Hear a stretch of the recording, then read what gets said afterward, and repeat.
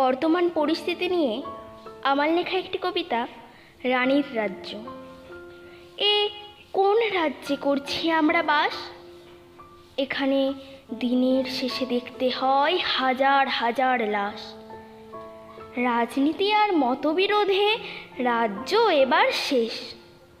সিংহাসনে বসে রানী বলেন, ভালোই তো চলছে দেশ। শিক্ষিতরা কাঙালের মতো বেকার হয়ে মরে, কেউ বা আবার হয় বড় লোক চক শিল্প করে। এ যেন মেলাতে বসা হরেক মালের দোকান, দিয়ে যান ঘুষ আর চাকরি নিয়ে যান। তাতে হোক না দুটো ছাত্রছাত্রীর ভবিষ্যৎ শেষ।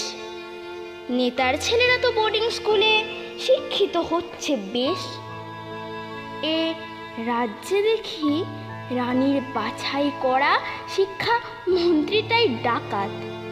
গরু পাচার, কয়লা চুরি, নানান কাজে আছে তার কালো হাত। রানী দেখি সবই পারেন, মেলাতে পারেন ছন্দ। জুতো সেলাই থেকে চণ্ডী পাঠ, কোনো কিছুতেই নন তিনি মন্দ। মরুক আরো দুটো মেধাবী, হোক না আরো র্যাগিং, হবে না বিচার। পুলিশ মন্ত্রী দিনের শেষে টাকাটা ঠিক করে নেবেন চেকিং।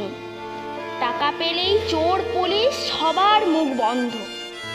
কেউ বা আবার গরুর প্রশংসা করেন, শুকে দইয়ের গন্ধ। রাজনৈতিক নেতারা যেথায় রং বদলাতে ব্যস্ত, রানী সেটাই সন্ন্যাসিনী, পরেন সাদা বস্ত্র। বলি, সাদা কাপড় পরলেই কি মুছবে মনের কালো?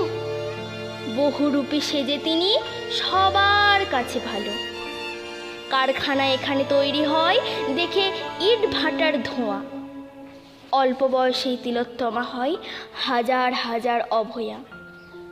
বিচার নামক জিনিসটা এখানে আশা করাটাই পাপ। বিচার তোমায় পাওয়াতে পারবেন না স্বয়ং ভগবানেরও বাপ। আরজি কর নিয়ে প্রতিবাদের ঝড় তুল্য জনগণ যন্ত্রণাতে। রানী ঘোষণা করেন এমন সময়, মেয়েরা বেরিয়েও না রাত্রে। মেয়েদের তিনি পঙ্গু করেন দিয়ে টাকার ভাণ্ডার। তারা যখন হয় অভয়া পেতে দেন না তিনি বিচার। এখানে চাকরি সে তো মরুভূমিতে মরীচিকা পাওয়া। করতে গেলে প্রতিবাদ রানীর পুলিশ করবে তোমায় ধাওয়া। ইচ্ছা করে জানাতে তারে ধিক্কার তার কাহিনী শুনে। রাত্রেবেলা ভাই ভাইপো সবাই মিলে চুরির টাকা গুনে। ভাঙা পায়েই খেলতে পারেন, ফুটবল ক্রিকেট সবই।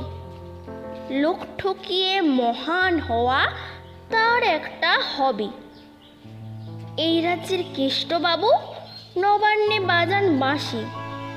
ধনঞ্জয়ের মতো নির্দোষরা গলায় পড়ে ফাঁসি। তিনি অল্পবিদ্যা ভয়ঙ্করী, সকল ভাষায় বলেন। জাদু করে রবি ঠাকুরের গান বদলে দিতেও পারেন। রানীর কথায় শেষ কথা, জনগণের নেই তো মতামত। আমাদের নবীন প্রজন্মের কি বলো হবে ভবিষ্যৎ? আমার কথা শুনে তাকে আবার বলো না কিছুকেই, তবে তোমায় তিনি জেলে ঢুকাবেন, বলবেন দেশদ্রোহী।